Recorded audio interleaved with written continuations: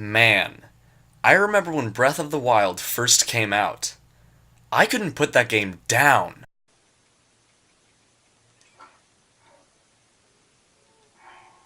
Hey, what's going on?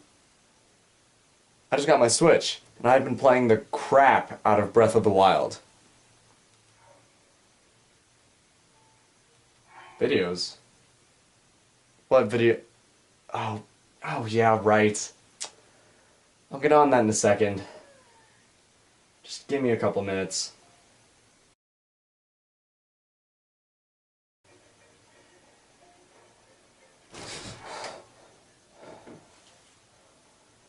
God.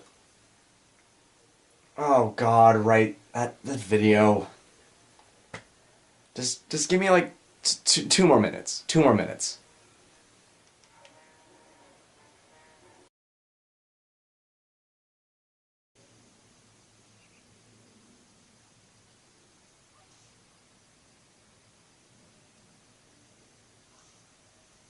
What's a Tomshark?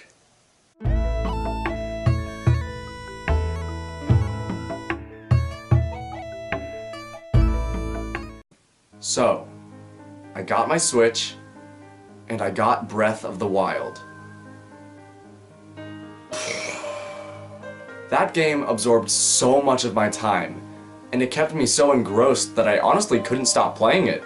It just has such a perfected open world with so much to do in it that just pulls you in so easily. Keep in mind, I just used the words open world to describe a Zelda game. Something's unusual here.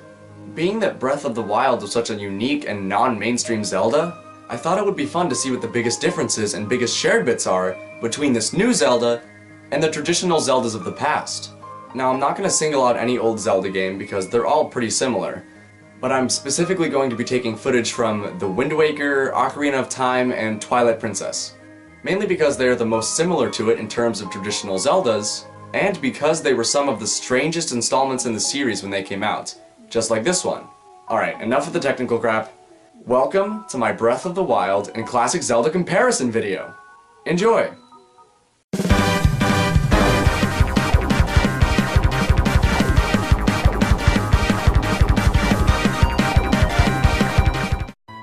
This was a category that had a lot more depth to it than I initially expected. Breath of the Wild doesn't change a lot of things in terms of its story when compared to past Zelda games, but it's little nuances here and there that make it really stand out. First off, this is the first Zelda game in which you don't get to name your character. That's right, you can't name the protagonist and you can't even name your save file. Specifically because there's only one, but that's beside the point. The protagonist is to be strictly referred to as Link for purely story purposes. As for the story of this game, I'm gonna try to be as spoiler-free as possible for this one.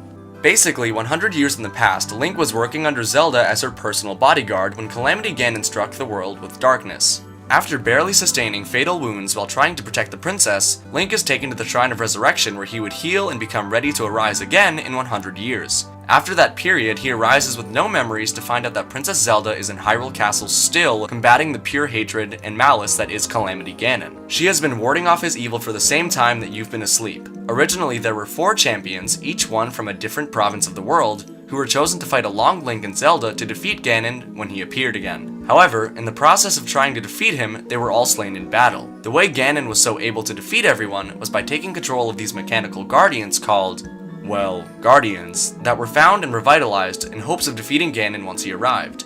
There were also 4 divine beasts, one gifted to each champion, that were excavated and put to use. Calamity Ganon managed to take control of the guardians and the divine beasts, and he used them to destroy everything and everyone who stood in his path. Now that 100 years have passed and Link is alive and well, he must travel around the world, freeing all of the divine beasts from the control of Ganon, and preparing himself to defeat Ganon and save the world. This game has a very different story when compared to that of Ocarina of Time, Wind Waker, or Twilight Princess. But that being said, there's more similarities than anything. In past Zelda games, the story has always more or less stayed the same. Defeat Ganon, save Zelda, save Hyrule.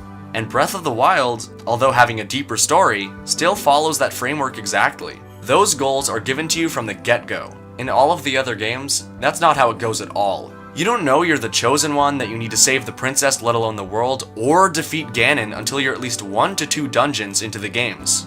There are some minor changes here and there, But fundamentally, Breath of the Wild still follows the exact same story as always. Defeat Ganon, save Zelda, save Hyrule.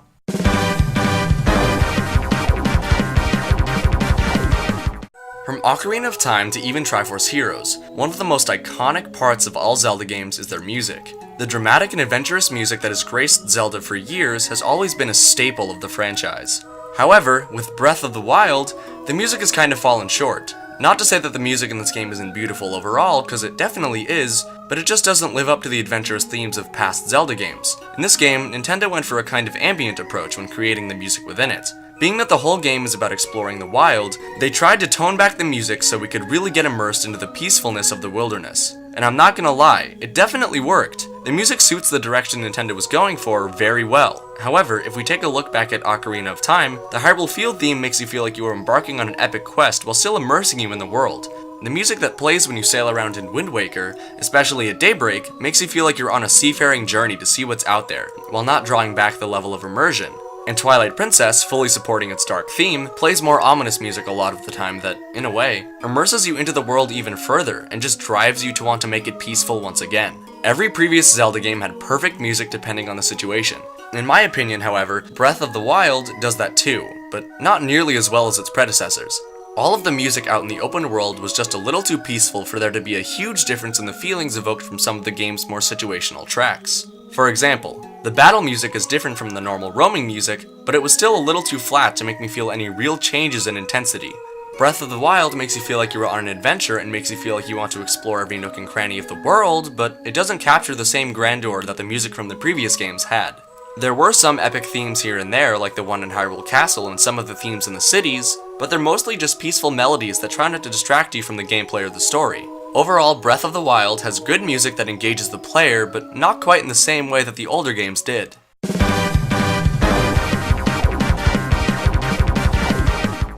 Alright, this is gonna be a huge category to cover. Even with generalizations, there's a ridiculous amount of stuff to go over. Let's just start with the gameplay staples of classic Zelda games to get a kind of basis of what has changed and what hasn't. The Zelda games of old have embraced a more linear approach to their adventures, and generally have you going through the game's introduction, then 3 dungeons, then a kind of breaking point where Ganon succeeds in a part of his efforts, then another around 6 dungeons, and then the final duel with Ganon. As you progress through the game, you go to new civilizations and new villages in a somewhat guided manner as you get items that will aid you throughout the majority of your quest. Unlike Twilight Princess, cough cough Dominion Rod, like seriously, you use it for 1 dungeon and a couple of mandatory overworld puzzles, and then it's never used again. If I'm never gonna use it again, at least give me a shelf to put it on. But nonetheless, over the course of the game, you amass a collection of items that obviously have different effects and purposes such as healers, attack items, maneuverability items, and whatnot.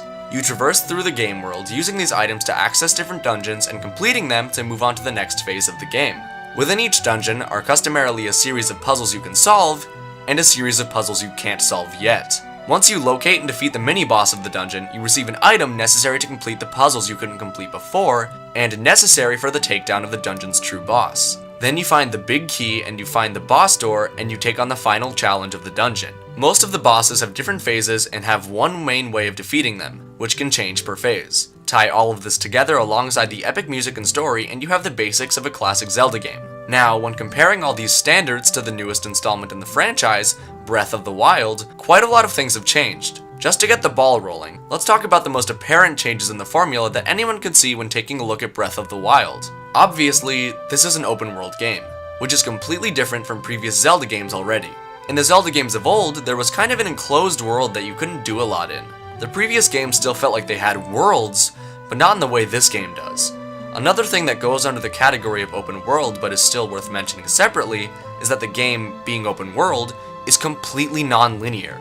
You can go anywhere, do whatever you want, and tackle any challenge whenever and wherever. All other Zelda games in existence are completely and utterly linear.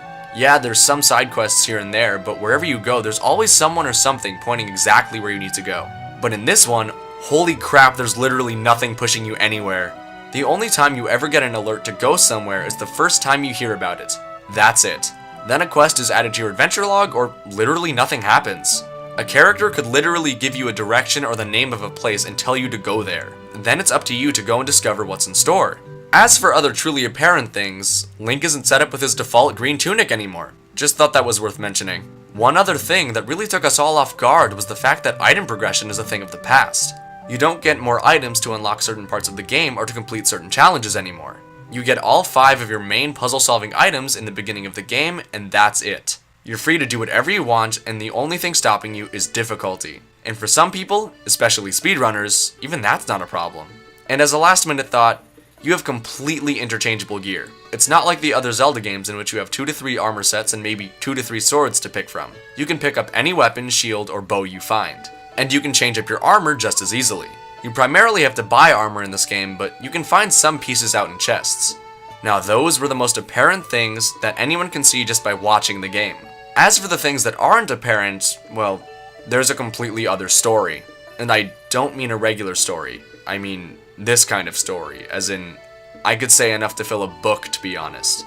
Another thing that really took us all off guard was how difficult this game is. Most Zelda games are pretty difficult, like Twilight Princess, but they're completely manageable. This game, however, if you don't know what you're doing, you will get actually destroyed. Those black bokoblins don't mess around, let me put it that way. Another thing is the weapon durability system. A lot of people are saying that the low weapon durability brings the game down, but I think it provides a way for one to learn how to properly use all of the weapons, and it makes the game feel a bit more real than anything. A stick breaks quickly because it's a stick, but a giant knight claymore is much more durable. Nevertheless, that's an over-talked about topic by now. Hey, you know how Link has been able to roll in almost every 3D Zelda ever? Well, on this one, you can't. And guess what? The stamina wheel from Skyward Sword is back, which actually works very well as you travel throughout Hyrule. And now instead of climbing up just certain surfaces like vine walls, you can literally climb up any surface you want. You want to climb up a big hillside? Go for it. A big tower? Go for it. You want to climb up Death Mountain? I mean, if Fried Link sounds good to you. Another thing that helps you traverse across the landscape is another returning feature from Skyward Sword, the paraglider. And it does exactly what you think it does. Both climbing and gliding on your paraglider require lots of stamina. You can upgrade your stamina wheel up to 2 extra wheels, or you can get more hearts at shrines of the goddess Hylia around the map. Which leads me to my next point. Heart pieces are gone. In the old games, you could only increase your maximum hearts by getting heart pieces and getting heart containers at the end of dungeons. You can still get those at the end of dungeons, but the only way to increase your hearts otherwise is by using those altars. Now obviously those hearts and stamina segments aren't free, so how do you pay for them? Well, this is the coolest part of Breath of the Wild for me. All over the map, there are these mini dungeons called shrines where you can go inside and complete them to get something called a spirit orb. Obtaining 4 of those and going to one of the goddess altars allows you to upgrade your hearts or stamina. Those shrines, however, are the coolest thing to me. I actually love them. It makes it feel like there are little bits of dungeons interspersed throughout your adventure. And this is the one thing that this game does that no other Zelda game has ever done. Everything you do is a puzzle. Well, not exactly, but everything you do makes you think over your actions or devise a strategy for them. If you're taking on an outpost of bokoblins, for example, there's 1,000 options for how you could take it on. You could push a bunch of boulders off a cliffside to kill a bunch of them, you could snipe them all with your bow and take things more stealthily, or you could charge in and tank all the hits if you had enough powerful gear. Almost everything you do in this game requires a little thought, and because of that you will always be engaged when playing it. There is never a point in which you'll have to mindlessly progress. You'll always be thinking about your next action, and you'll always want to be. And the shrines and enemy outposts aren't all there is to find. There's hidden chests to find, Koroks to find that give you seeds that can get you extra item slots for your weapons with, secret locations to locate, and of course there's the dungeons. As for the dungeons, there's only 4, and they're just the divine beasts. You have to go inside them and take them back from Ganon's control. These dungeons are nothing like the other ones in the previous games. As I said earlier, most Zelda dungeons work like this. Early puzzles, mini-boss, get an item, late puzzles involving new item, and boss of the dungeon. In this game, first you get the map of the dungeon, then you are sent out to activate 5 terminals throughout the dungeon. One thing that I kind of liked about the dungeons in this game was the fact that you could change a part of the dungeon to allow you to reach certain areas. For example, for the Zora dungeon, which was in the form of an elephant, you could move its trunk to reach a terminal on a spinning water wheel, and to reach a terminal on the trunk itself. My only complaint with them is how little dungeons there actually are and how small they were. I'm used to big sprawling dungeons filled with enemies and puzzles that really encourage exploration. But those complaints are only situational because Nintendo was going for something different here, and they hit the nail on the head. I'm going to go through the next couple of points in a kind of quick-fire fashion. There are a couple of game mechanics here and there that manage to replace some older game mechanics while still working really well. First off, there's no potions in Breath of the Wild. All you have now is food that heals you and grants you buffs, and elixirs that do the same thing. The way you get food is by making it. You can find any ingredients anywhere, whether they be apples from a tree, mushrooms from the ground, parts from a monster, bugs, lizards, fish, you name it. There are some things that can't be combined to make food, which result in dubious food, but if you get a good combination off, you can get a very strong buff or health boost from food. And lastly, you can't get rupees from cutting grass anymore, but you can find them under rocks in very small amounts. The only way to get really substantial amounts of rupees is by selling rare materials like ores and rare monster parts. And that's about it. On to the deliberation.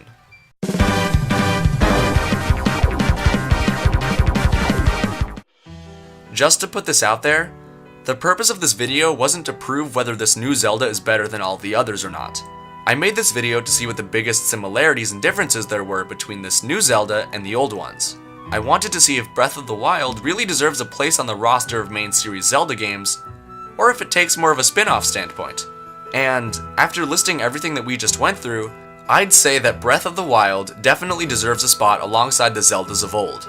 In the end, yeah, it's not as fleshed out as all of the other older Zelda games in a bunch of departments, but Nintendo did that for a reason. They wanted us to explore Hyrule at our own pace and to progress only when we wanted to.